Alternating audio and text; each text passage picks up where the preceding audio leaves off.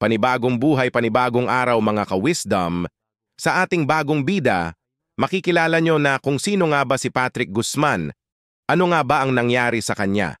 Pero bago tayo magpatuloy, mag-like, mag-subscribe at i-hit ang notification bell para lagi kayong updated. Maari ring mag-iwan kayo ng comments and suggestions para sa ating susunod na magiging bida.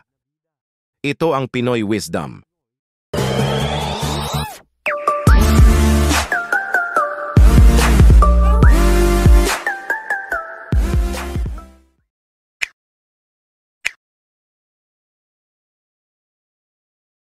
Si Patrick Henson Guzman ay ipinanganak noong Oktubre 5, 1967, isang Canadian-Filipino na aktor na kilala noong dekada ng 1990s. Nagsimula ang karera sa pag-arte ni Guzman nang mapansin siya dahil sa paglabas niya sa isang komersyal ng Swatch na ipinalabas sa Pilipinas. Mula rito, siya ay lumabas sa ilang mga palabas sa telebisyon at pelikula noong dekada ng 1990 hanggang 2000s. Si Guzman ay pumirma sa Viva Films at nakilala sa pelikulang Andrew Ford Medina, 1991. Mula noon, siya ay madalas na bahagi ng mga pelikula na pinagbibidahan ni Andrew E., tulad ng Mahirap Maging Pogi, 1992 at Pretty Boy, 1993. Kasama rin siya sa mga pelikula na pinagbibidahan ni Sharon Cuneta tulad ng Una Kang Naging Akin, 1991, at Ikaw, 1993. Noong 1994, lumipat siya sa Octo Arts Films bilang isang hindi eksklusibong artista at bumida sa mga pelikulang tulad ng Oha, Ako Pa, 1994, Koronang Itim, 1994, Ben Balasador, 1996, Halik ng Vampira, 1997, at Malikot na Mondo, 1999. Kasama rin siya sa mga pelikulang Sa Piling ng Iba, 1998, Sisa, 1999, at Kung Ako Na Lang Sana, 2003. Si Guzman ay naging host ng late-night variety show na Penthouse Party, pati na rin ng game show na Ready, Get, Set, Go. Si Guzman ay naging co-host sa musical variety show na VIP kasama si Vilma Santos. Noong 2004, nagretiro si Guzman mula sa industriya ng Philippine entertainment at lumipat sa Canada kung saan nagtatag siya ng kanyang sariling pamilya.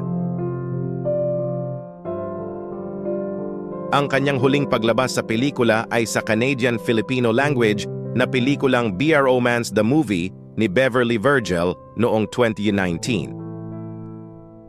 Kamakailan lang ay pumanaw na ang 90s heartthrob na si Patrick Guzman. Sa pakikipag-usap ng Philippine Entertainment Portal, PEP.ph, kay Tess, sinabi niyang atake sa puso ang ikinamatay ni Patrick noong Huwebes, June 15, 2023, Toronto time. Wala pa so far, sagot ni Tess nang tanungin tungkol sa opisyal na pahayag ng pamilya ni Patrick. I found out his wife was on vacation and just arrived, so maybe tomorrow magkakaroon ng funeral arrangements. Patrick's wife name is Lizel, and they have a 15-year-old son. They had their house renovated, and they're supposed to have a housewarming on the June 23rd. Si Tess ang isa sa mga unang nakiramay sa pagpanaw ni Patrick sa pamamagitan ng kanyang Facebook post.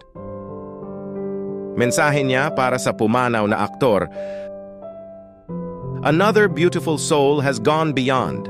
A dear friend, a former famous actor in the Philippines, Patrick Guzman. You are now at peace, and may it comfort the family and relatives that others care and deeply sympathized." Nagpahatid na rin ng pakikiramay sa pamilya na naiwanan ni Patrick ang singer-actor na si Ogie Alcacid. Nagkasama sina Patrick at Ogie noon sa mga pelikula ng Octo Arts Films gaya ng Mama's Boys, 2, Let's Go Na, at Manolo and Michelle, Happy Together. Kalakip ang black and white photo nila Nina Patrick, Michael V. at Anjo Ilana Ito ang caption ni Ogie sa kanyang Instagram post ngayong June 17th. So shocked and sad that you have gone to heaven so suddenly. Rest now, brother. I will always remember the wonderful times we had while filming so many movies together. Be with Jesus. It's 100% made by Filipino Canadians, shot in Canada. The film was the first Filipino film subtitled in English that enjoyed a double premiere at Cineplex, Yorkdale Mall. It's a high-end mall in Canada, ang kwento ni Beverly sa pep.ph tungkol sa pagsasama nila ni Patrick sa isang proyekto noong 2019. Noong March 2019, sinorpresa ni Beverly si Sharon Cuneta sa concert nito sa Toronto dahil isinama niya si Patrick na nakasama ng megastar sa mga pelikulang Una Kang Naging Akin, 1991, Ikaw, 1993, at Kung Ako Na Lang Sana, 2003. Pagbibigay-pugay pa ni Beverly kay Patrick to a brother, fellow actor and friend. You are one of the kindest, most sincere, gentlest of souls of a gentleman. You deserve all the superlatives and more. You were an angel walking on earth. I'm sure all who know you will be so sad that you're back in heaven joining your league of angels because a man like you is so rare. Isa pang dating kasamahan ni Patrick sa industriya, si Eagle Riggs, ay naalala ang yumaong aktor sa kanyang post habang ibinabahagi ang kanyang pinakamamahal na alaala sa kanya. Pahinga ka na ng mapayapa, mahal naming si Patrick Guzman. Nagtrabaho kami noon sa ABS-CBN's lingguhang TV game show na Ready Get Set Go noong dekada 90 kasama si Eric Quizon, Yola Valdez at Michael V, sabi niya. Matapos ang aming programa, nawala ang aming komunikasyon at nagkabalikan lamang noong nakaraang pandemya. Ibinabahagi ko ang aming usapan na para bang hindi tayo nagpaalam. Pumunta ka na sa Diyos, Pat. Mananatili ka sa aming alaala, dagdag pa ni Eagle. Nawala man ng maaga, mananatili naman sa puso't isip ng mga taong nagmamahal sa iyo. At dito na nga nagtatapos.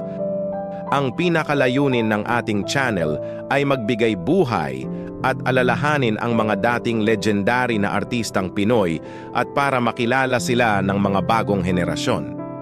Sa muli, maraming salamat po sa panonood. Ito ang Pinoy Wisdom.